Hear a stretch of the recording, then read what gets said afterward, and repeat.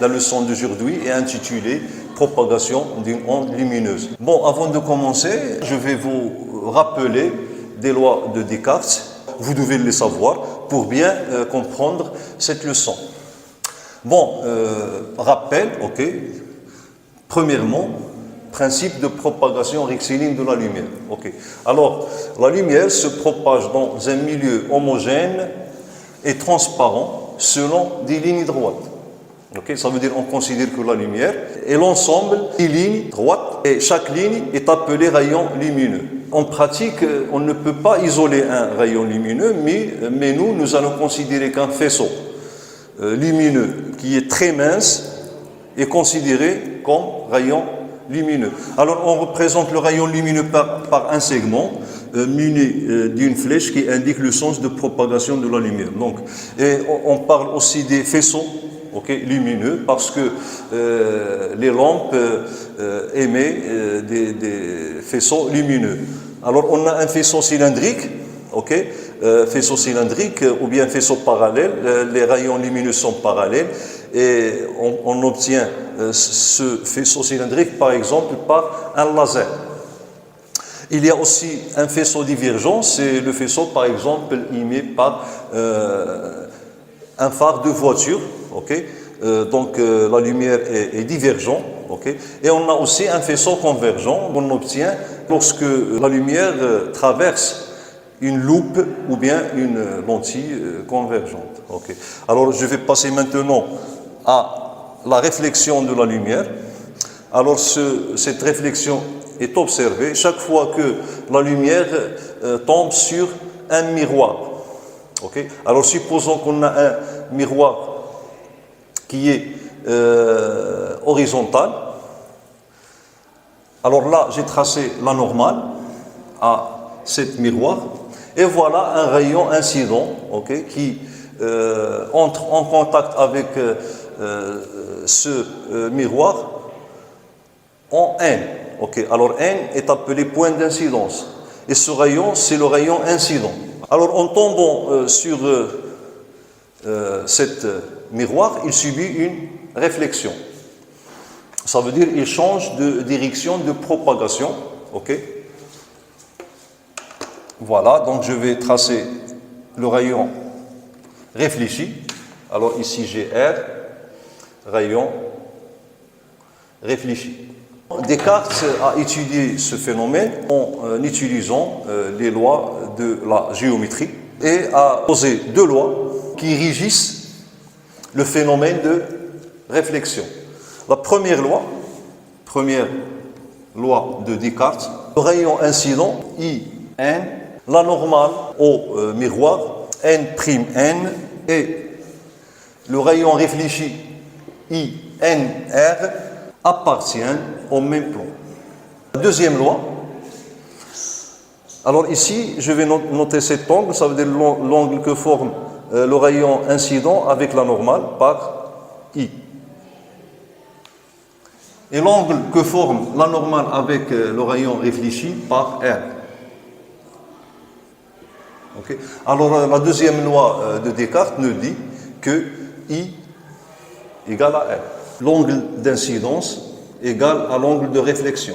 Maintenant, on va voir le deuxième phénomène, qui est le phénomène de réfraction.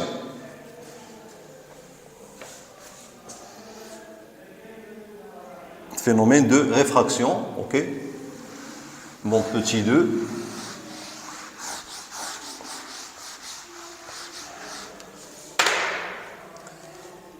Alors, petit 2, ou bien petit 3, pardon. Alors 2, on a dit réflexion. 3, réfraction.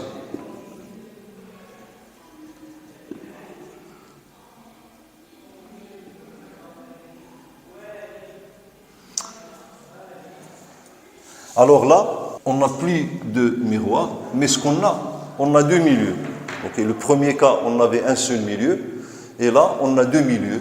Milieu 1 et milieu 2. Et cette surface, c'est la surface qui sépare les deux milieux. Par exemple, ici, on a l'air, ici, on a l'eau. Ou bien, ici, on a l'air, ici, on a le verre. Donc, lorsque le rayon incident arrive au point N, il change de direction. Ok. Mais le sens de propagation reste le même. Ici, au cours de la réflexion, il a changé même le sens de propagation. Mais ici, le sens de propagation reste le même. Ce qui change, c'est la direction de propagation. Voilà donc le rayon qui émane de ce rayon incident. Je vais le représenter. Ok, voilà. Alors, ça veut dire qu'au niveau de la surface de séparation, le principe de propagation rectiligne n'est plus respecté. Ici, ok. Alors, la direction a changé, ok. Et je vais noter cet angle par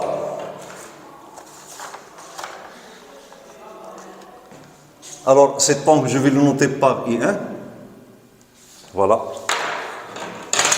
Le rayon incident I1 et le rayon, pardon, l'angle d'incidence est I1 et l'angle de réfraction, je vais l'appeler I2.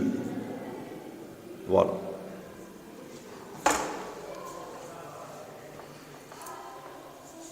On a dit que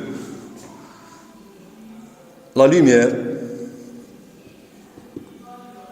subit une réfraction lorsqu'il traverse quoi? Lorsqu'il traverse une surface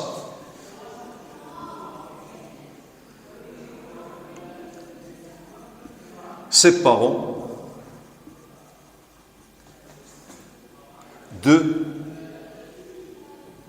deux milieux différents. Voilà.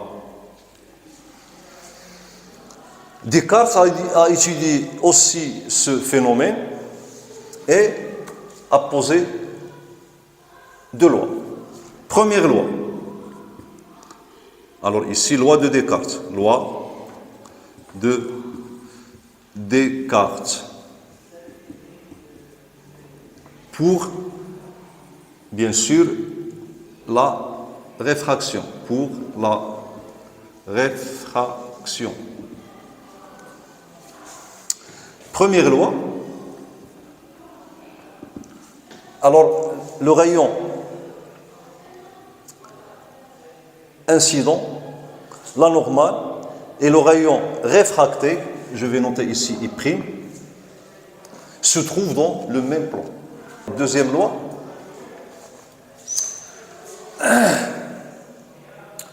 Alors ce milieu 1, puisqu'il est différent du milieu 2, donc la vitesse de propagation dans le milieu 1, que je vais noter par V1, est différente de la vitesse de propagation de la lumière, ok, dans le milieu 2. Alors cette vitesse, je vais la noter par V2. Alors, cette deuxième loi nous dit que sinus de l'angle d'incidence, ça veut dire sinus I1, ok,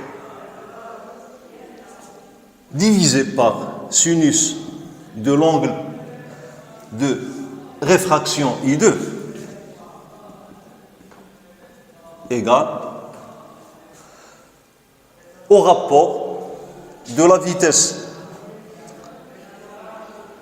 V1 sur la vitesse V2.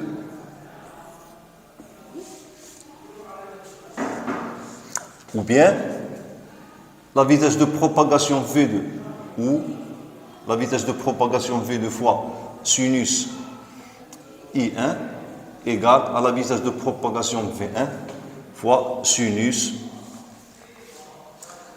I2.